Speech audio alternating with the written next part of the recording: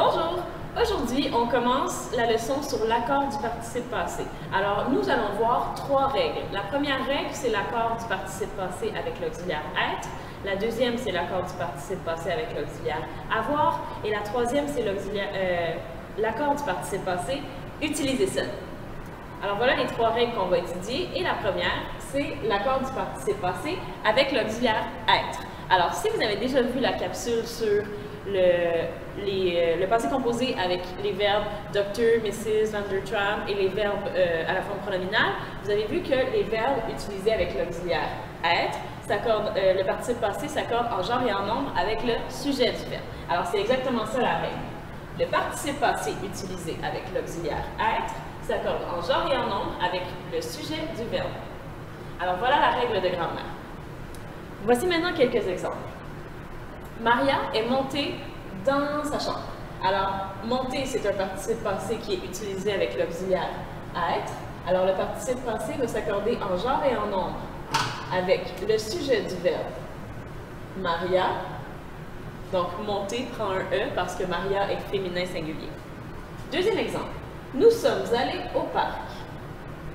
Aller est un participe passé utilisé avec l'auxiliaire être, donc il s'accorde en genre et en nombre avec le sujet du verbe. Nous est pluriel, alors on va rajouter un S à aller. Et voilà.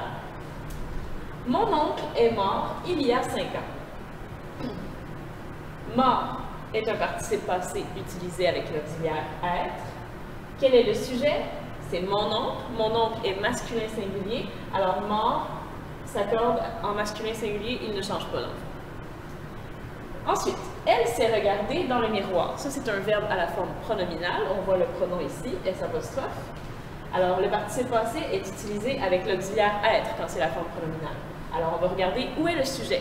Le sujet, c'est elle, c'est donc féminin singulier. Alors, le participe passé va prendre un E parce qu'il s'accorde en genre et en nombre avec le sujet du verbe. Et un dernier exemple. Je me suis renseignée sur le sujet. Quand on dit je, ça pourrait être un homme, un garçon, ou ça pourrait être une femme, une fille. Mais là, regardez cette phrase. Je me suis renseignée, avec E, sur le sujet. Selon vous, est-ce que je est un homme ou une femme? C'est une femme parce que le participe passé a été accordé au féminin singulier. Ça veut dire que le je était féminin singulier. Alors, la personne qui parle, la personne qui dit « je » est une femme.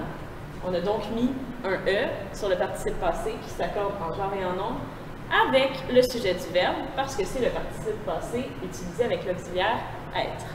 Alors, j'espère que vous avez bien compris. Je vous invite à relire et relire et relire et mémoriser cette règle de grammaire qui est très importante et je vous souhaite une bonne journée.